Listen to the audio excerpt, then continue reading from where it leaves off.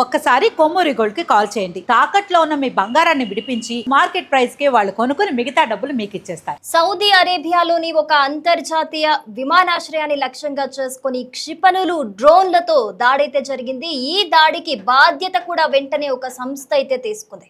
అదే యెమెన్ కు చెందిన హౌతీ తిరుగుబాటుదారులు. అసలు ఈ హౌతీలు ఎవరు?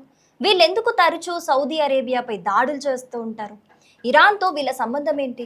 ఇప్పుడు జరిగిన దాడి వెనుక అసలు కారణం ఏంటి? ఈ మొత్తం కథను మొదటి నుంచి చివరి వరకు మనం ఇప్పుడు చాలా సింపుల్గా తెలుసుకునే ప్రయత్నం అయితే చేద్దాం. సో మొదట ఇప్పుడు జరిగిన ఘటన గురించి మాట్లాడితే కనుక సోమవారం హౌతీలు సౌదీ అరేబియాలోని అబా అంతర్జాతీయ విమానాశ్రయాన్ని లక్ష్యంగా చేసుకొని బాలిస్టిక్ క్షిపణులు డ్రోన్లతో దాడి చేశారు. అయితే ఈ దాడిలో ఎలాంటి ప్రాణ నష్టం జరగలేదని అయితే సమాచారం అందుతోంది. ఎందుకంటే సౌదీ వైమానిక రక్షణ వ్యవస్థ చాలా వరకు క్షిపణులను డ్రోన్లను మధ్యలోనే అడ్డుకుంది. హౌతీలు మాత్రం ఈ దాడి యాదృచ్ఛికంగా జరగలేదని, సనా అంతర్జాతీయ విమానాశ్రయంపై జరిగిన వైమానిక దాడికి ప్రతీకారంగా చేశామని అయితే వాళ్ళు స్వయంగా ప్రకటించడం జరిగింది.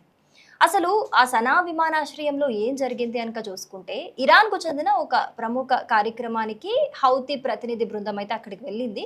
అయితే అక్కడి నుంచి తిరిగి వస్తున్న విమానం సనా విమానాశ్రయంలో దిగకుండా అడ్డుకోవడానికి రన్వేపై దాడి జరిగినట్లుగా అప్పుడు యెమెన్ ప్రభుత్వం అయితే తెలిపింది. యెమెన్ రక్షణ మంత్రి జనరల్ తాహెర్ అల్ అఖీలీ కూడా దీనిని సోషల్ మీడియాలో ప్రస్తావించడం కూడా జరిగింది. దీంతో ఆగ్రహించిన హౌతీలు వెంటనే సౌదీలోని అబా విమానాశ్రయాన్ని టార్గెట్ చేశారు. అంతేకాదు సనా విమానాశ్రయంపై ఉన్న ఆంక్షలు ఎత్తివేసే వరకు సౌదీ వైమానిక పరిధిలోకి విమానాలు ఏవి కూడా ఎగరొద్దునైతే ఒక హెచ్చరికలు కూడా జారీ చేయడం జరిగింది. ఈ హెచ్చరికను చాలా సీరియస్ గా తీసుకోవాలి అని హౌతీ ప్రతినిధి యాహ్యా సారీ ప్రకటించారు.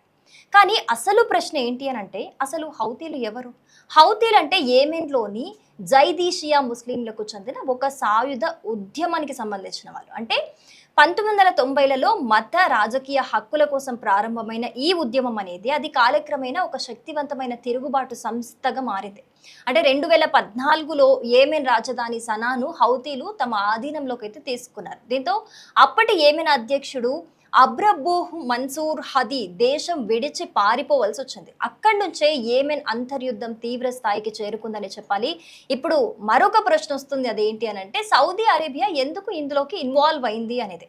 సౌదీ అరేబియా హౌతీలు మొత్తం యెమెన్ను స్వాధీనం చేసుకుంటే తమ భద్రతకే ముప్పు వస్తుందని భావించింది. అందుకే 2015లో సౌదీ అరేబియా నాయకత్వంలో యునైటెడ్ అరబ్ ఎమిరేట్స్తో పాటు కొన్ని అరబ్ దేశాలు కలిసి ఒక సైనిక కూటమిని అయితే ఏర్పాటు చేశాయి. ఈ కూటమి యెమెన్ ప్రభుత్వానికి మద్దతుగా హౌతీలపై వైమానిక దాడులను అయితే ప్రారంభించింది. అప్పటి నుంచి యెమెన్లో దాదాపు 10 ఏళ్లుగా యుద్ధం కొనసాగుతూనే ఉంది. ఇక ఈ కథలో మరో కీలక దేశం ఏంటి అని అంటే ఇరాన్. హౌతీలకు ఇరాన్ రాజకీయంగా, ఆర్థికంగా, సైనికంగా మద్దతిస్తోందని అమెరికా, సౌదీ అరేబియా చాలా కాలంగా ఆరోపిస్తున్న విషయమే. అయితే ఇరాన్ మాత్రం నేరుగా ఆయుధాలు ఇవ్వటం లేదని చెబుతున్నా కూడా హౌతీలకు శిక్షణ, సాంకేతిక సహాయం అందుతోందని అనేక అంతర్జాతీయ నివేదికలు కూడా చెబుతున్నాయి. అందుకే ఈ యుద్ధాన్ని చాలా మంది Saudi Arabia versus Iran proxy war అని కూడా పిలుస్తారు. అంటే రెండు దేశాలు నేరుగా యుద్ధం చేయకుండా యెమెన్లోని వర్గాల ద్వారా పోరాడుతున్నాయి అన్నమాట. సో ఇటీవల సంవత్సరాల్లో హౌతీలు కేవలం యెమెన్కే పరిమితం కాలేదు. సౌదీ అరేబియా, యుఏఈలపై వందలాది డ్రోన్ క్షిపణి దాడులు చేశారు.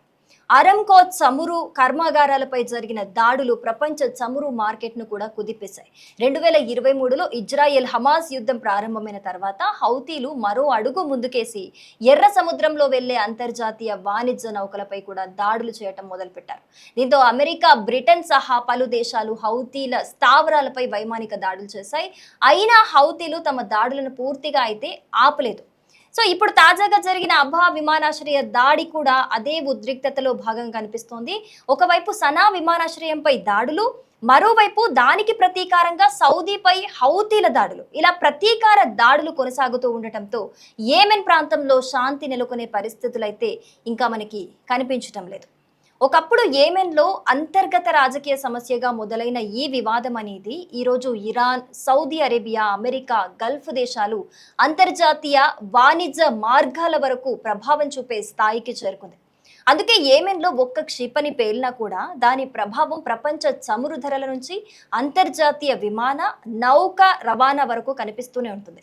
మరి తాజాగా హౌతీలు చేసిన ఈ హెచ్చరికల తర్వాత పరిస్థితులు మరింత ఉద్రిక్తంగా మారతాయా? లేక మరోసారి చర్చల ద్వారా శాంతి ప్రయత్నాలు మొదలవుతాయా అనేదైతే ఇప్పుడు ప్రపంచం మొత్తం ఆసక్తిగా గమనిస్తున్న పరిస్థితులు. సో ఈ దాడి కారణంగా మళ్ళీ మిడిల్ ఈస్ట్ వాతావరణం అనేది ఉద్రిక్తతను సంతరించుకుంది. సో ఇప్పటికైతే హౌతీలు హెచ్చరిక అయితే జారీ చేశారు. మేము ఎయిర్‌పోర్ట్‌ని ఇప్పటికే దిగ్బంధం చేసుకున్నాము. మా అనుమతి వచ్చే వరకు కూడా ఆహ్, ఏదైతే విమానాలు ఉన్నాయో అవి గాల్లో ఎగరకూడదు అని కూడా ఇప్పటివరకు హెచ్చరికలైతే జారీ చేయడం జరిగింది. మరి ఇది ఎక్కడి దాకా వెళ్తుంది? ఇంకా ఎలాంటి దాడులు జరుగుతాయి? దీని తీవ్రత ఏ విధంగా ఉంటుంది అనైతే ముందు ముందు చూడాల్సి ఉంది.